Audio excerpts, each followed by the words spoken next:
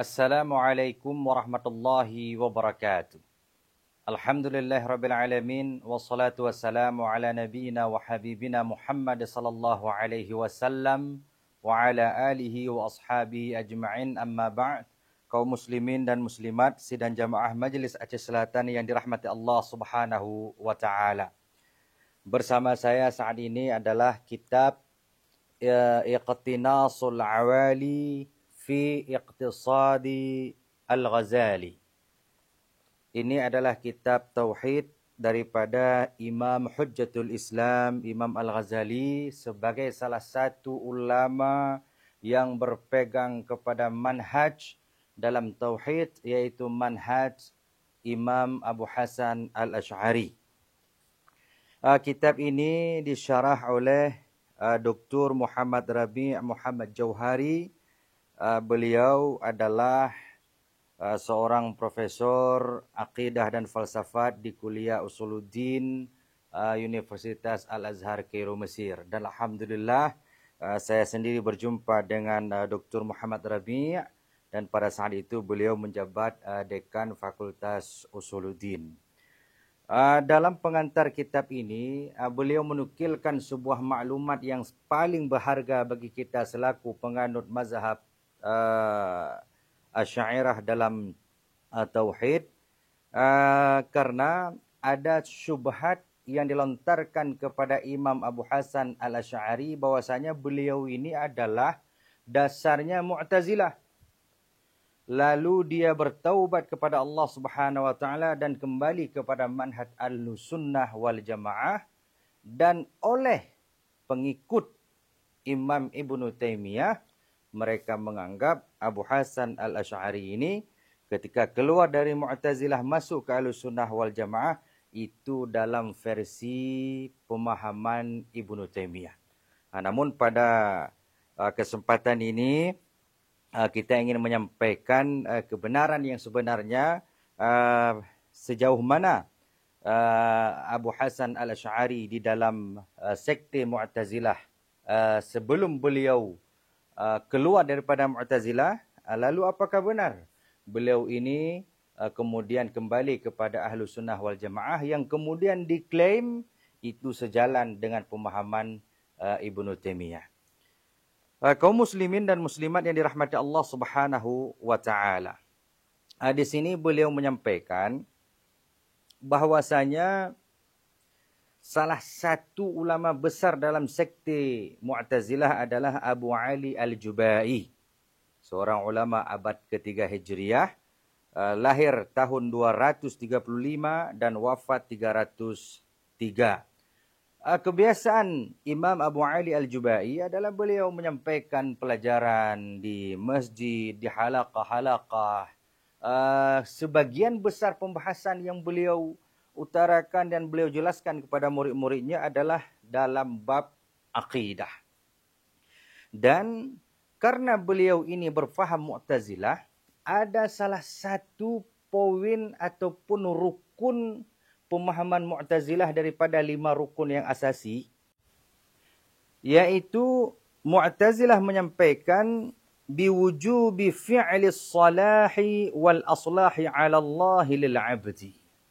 Ini Mu'tazilah ada sebuah pondasi dasar pemikiran mereka dalam bab akidah adalah bahwasanya Allah wajib melaksanakan yang baik atau yang lebih baik bagi hamba-Nya.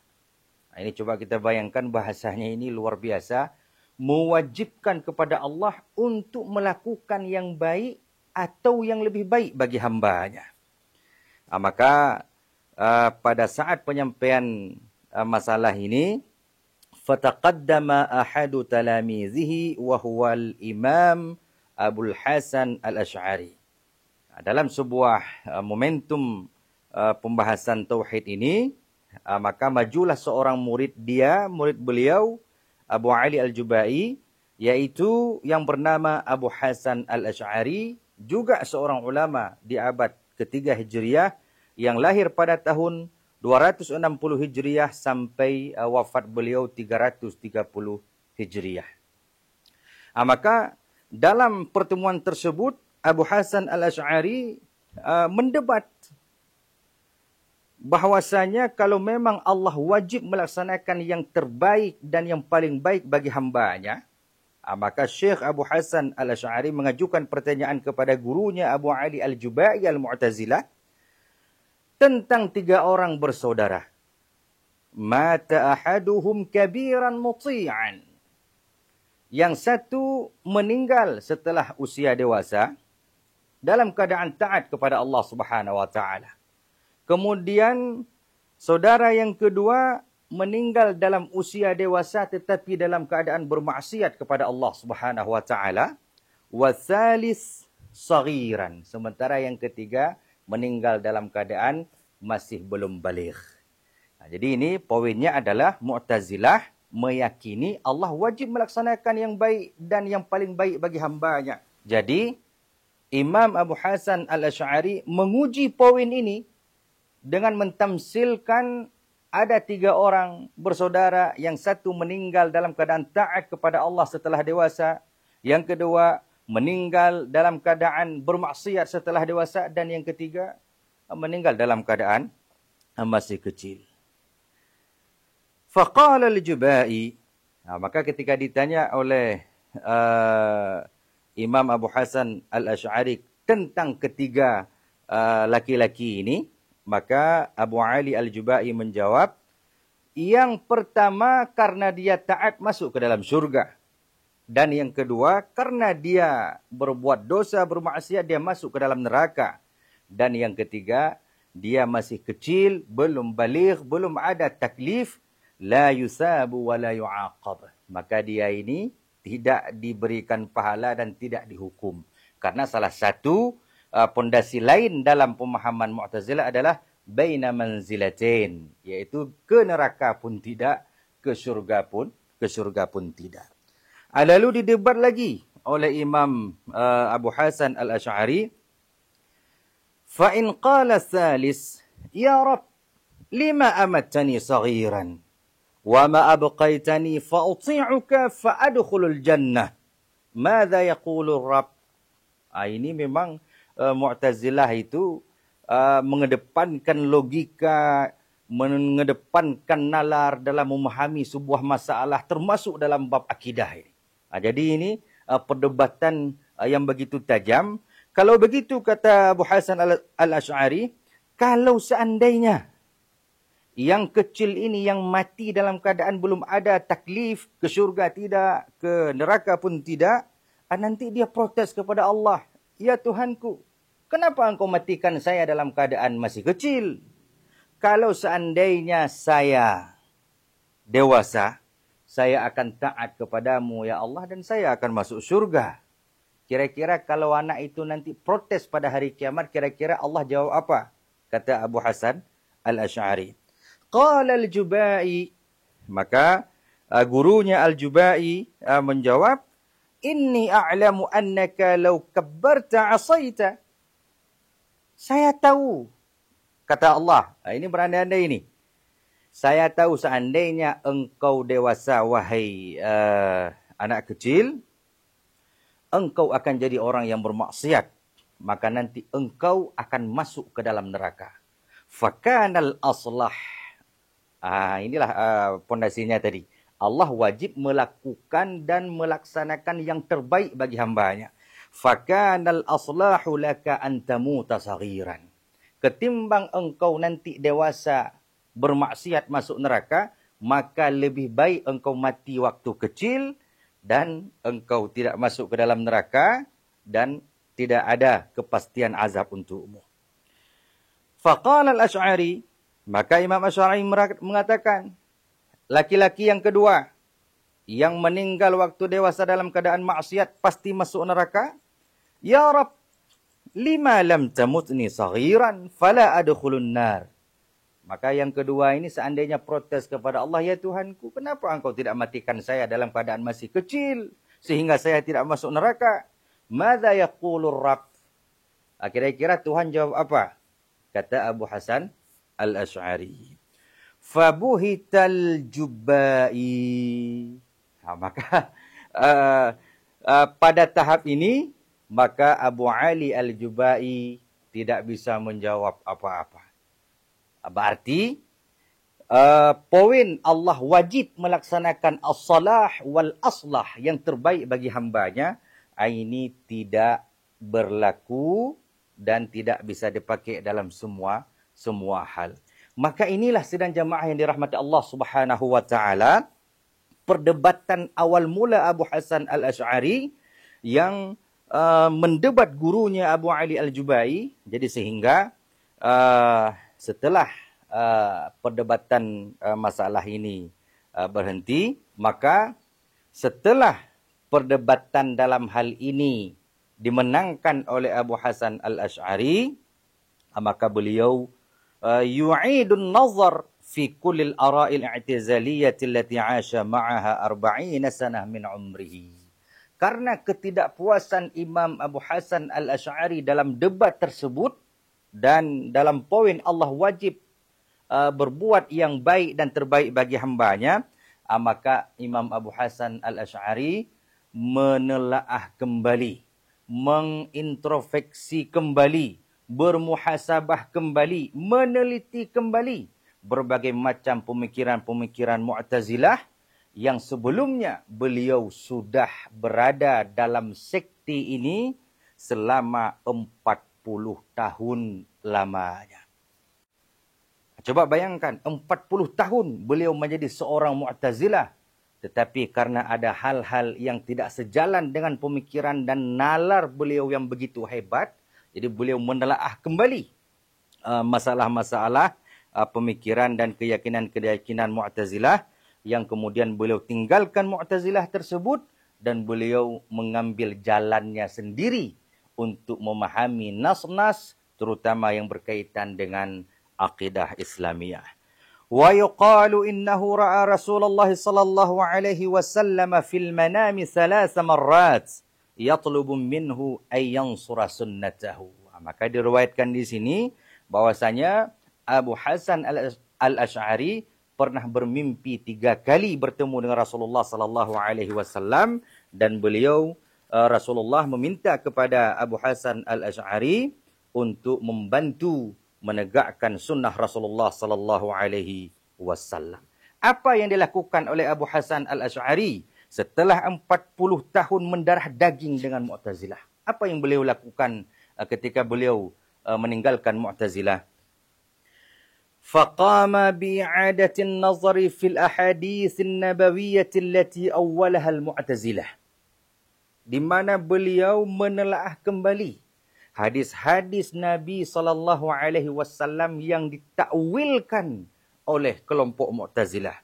Wa bada'a bi ahadithi syafa'atin Nabi. Jadi beliau memulai telaahnya dengan hadis yang berbicara dengan syafaat Nabi.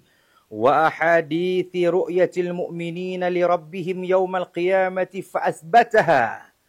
Lalu beliau menelaah kembali hadis-hadis tentang melihat Allah, ru'yatullah pada hari kiamat bagi orang-orang beriman. Fa'asbataha. Lalu beliau menetapkan kalau memang orang beriman nanti akan melihat Allah pada hari kiamat. Sementara orang Mu'tazilah meyakini Allah itu tidak bisa dilihat, tidak di dunia dan juga tidak di akhirat. Jadi beliau kembali menelaah dan meneliti kembali, memahami kembali hadis-hadis yang ditakwilkan oleh Mu'tazilah sebelumnya.